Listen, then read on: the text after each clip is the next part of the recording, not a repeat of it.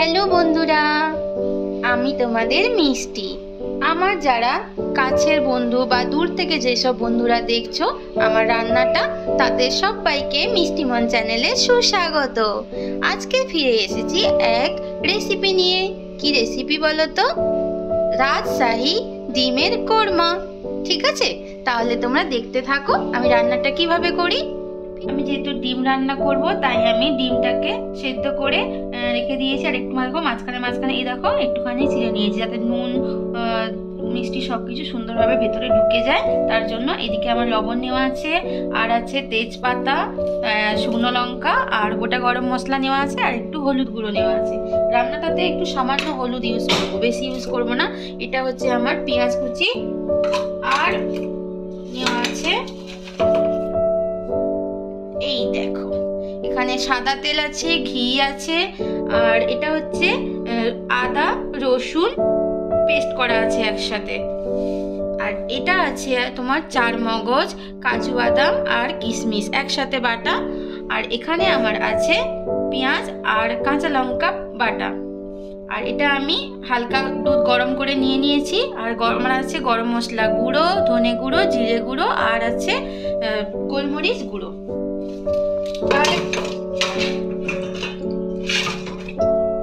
এই দেখো বন্ধুরা, আমি কড়াইতে সাদা তেল দিয়ে দিয়েছি এবং এর মধ্যে একটু ঘি দিয়ে দিলাম।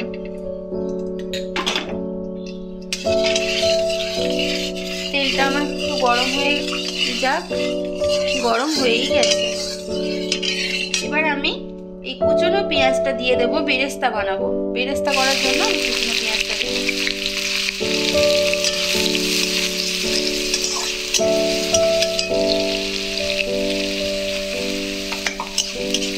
ঠিক আছে বন্ধুরা, আমি বেরেস্তা করে নিয়ে ফিরে আসছি। এই দেখো বন্ধুরা, আমার বেরেস্তা একদম রেডি। এবার আমি তুলে নিচ্ছি। একদম সুন্দর করে লাল লাল করে ভেজে নিতে হবে পেঁয়াজটা, তাহলেই বেরেস্তা একদম রেডি। ঠিক আছে, তোমরা দেখতে থাকো। এবার আমি ডিমটা একটু ভেজে নেব। গরম তেলের মধ্যে একটুখানি লবণ দেব, একসাথে ডিমটার সাথে মাখিয়ে দেবো না, আর সামান্য একটু হলুদ গুঁড়ো দেবো। দিয়ে ডিমগুলো তুলে দেবো। ডিমটা আমি একদম বেশি ভাজা ভাজা করবো না, এপিটা রোপিট করে নেবো। কারণ ডিমটা একটুখানি যদি ভাজা ভাজা করা হয় না, তাহলে ডিমের গায়ের উপরেরটা না শক্ত হয়ে যায়, আর যেটা কোরমাতে একদম ভালো লাগবে না। তাই শুধু ডিমটা এপিট ওপিট করে আমি তুলে নেব। তোমরা চাইলে হলুদ নাও দিতে পারো, কোরমা রান্নাতে হলুদ দিতে হবে এমন কোনো কথা নেই। আমি শুধু একটুখানি ডিম ভাজার জন্য দিলাম। এবার আমি ডিমটা তুলে নেব।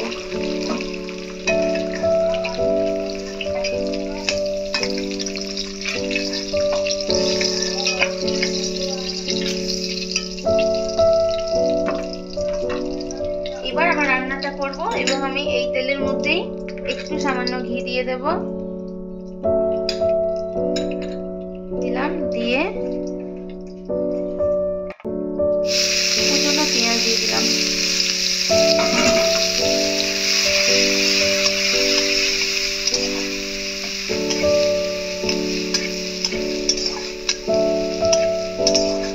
পেঁয়াজটা আমি খুব একটা বেশি ভাজা ভাজা করবো না। এবার আমি এর মধ্যে দিয়ে দিলাম তেজপাতা, একটু শুকনো লঙ্কা, আর গোটা গরম মশলা।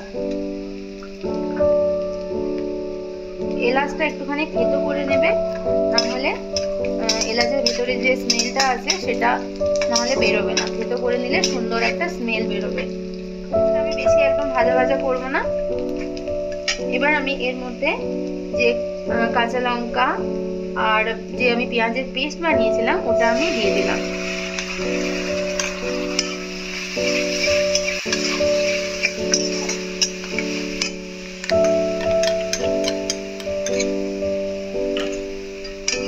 এটাকে দিয়ে ভালো করে কষাতে হবে। ঠিক আছে বন্ধুরা, দেখতে থাকো। এই দেখো বন্ধুরা, মশলাটা কিন্তু জলটা একদম শুকনো মতো হয়ে এসছে। তোমরা চাইলে আদা রসুনের পেস্টটা যখন পেঁয়াজ ভাজা হয়েছিল তখনও দিতে পারো, আবার কেউ এখনও দিতে পারো, যেটা তোমাদের ইচ্ছা। আদা রসুনের পেস্টটা দিয়ে দিলাম। এটা এটা দিয়েও এবার ভালো করে মশলাটা কষাতে হবে। ফিরে এলাম বন্ধুরা। এবার আমি এর মধ্যে একটুখানি ধনে গুঁড়ো, একটু গোলমরিচ গুঁড়ো, একটু জিরে গুঁড়ো দিয়ে দিলাম। দিয়ে আবার একটু ভালো করে মশলাটা কষাতে হবে যেন কাঁচা স্মেলটা চলে যায়। ফিরে এলাম বন্ধুরা। দেখো মশলাটা একদম সুন্দরভাবে কষানো হয়ে গেছে। এর মধ্যে এবার আমি একটু লবণ দিয়ে দিলাম, একটু ভালো করে নাড়িয়ে নেব। এবার আমি যে আমার চারমগজ, কাজু বাদাম আর আমি যে টক দইয়ের যে পেস্টটা বানিয়ে রেখেছিলাম ওটা আমি এর মধ্যে দিয়ে দিলাম। এই সময় কিন্তু আঁচটা একটুখানি আমি কমিয়ে দেব।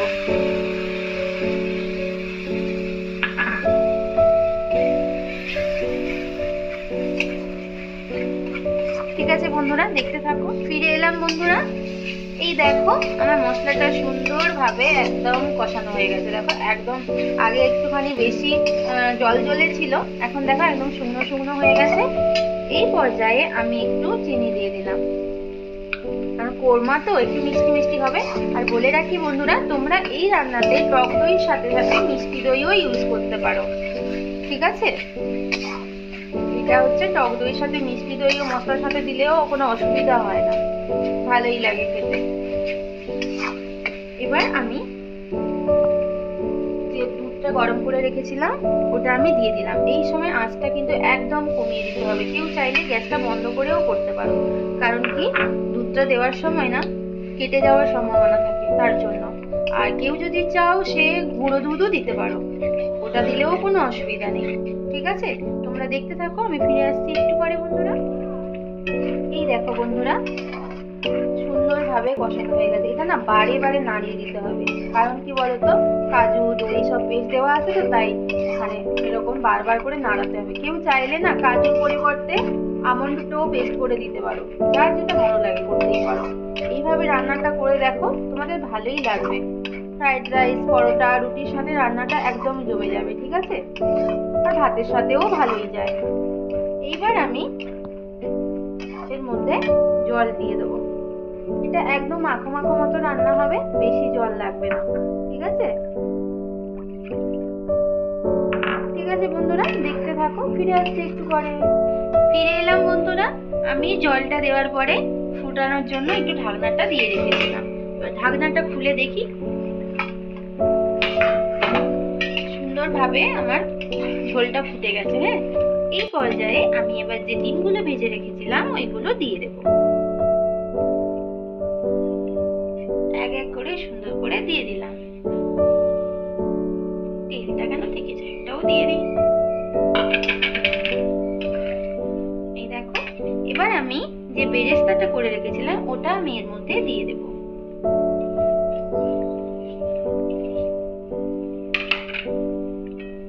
এবার ভালো করে নাড়িয়ে নেব।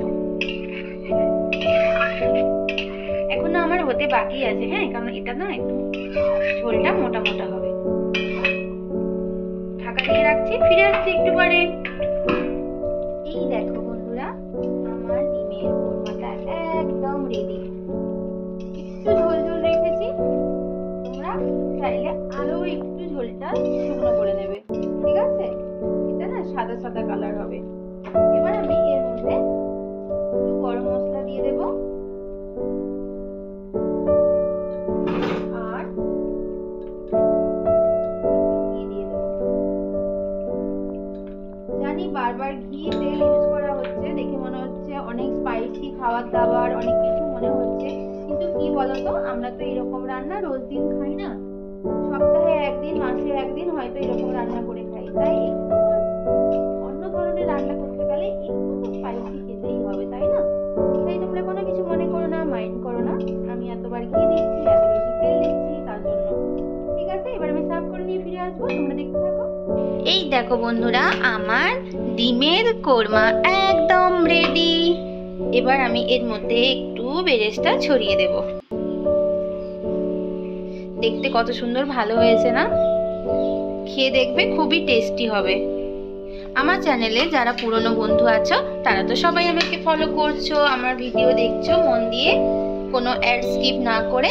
কিন্তু আমার চ্যানেলে যারা নতুন নতুন বন্ধুরা ভিজিট করতে আসছো, প্লিজ তোমাদের রিকোয়েস্ট করছি আমার চ্যানেলটাকে যদি ভালো লাগে তোমাদের ভিডিওগুলো, তাহলে সাবস্ক্রাইব করে আমার পাশে থেকো আর বেল আইকনটা অবশ্যই প্রেস করো, ঠিক আছে? তাহলে আজকের মতো তোমাদের থেকে বিদায় নিলাম। তোমরা সবাই ভালো থেকো, টাটা।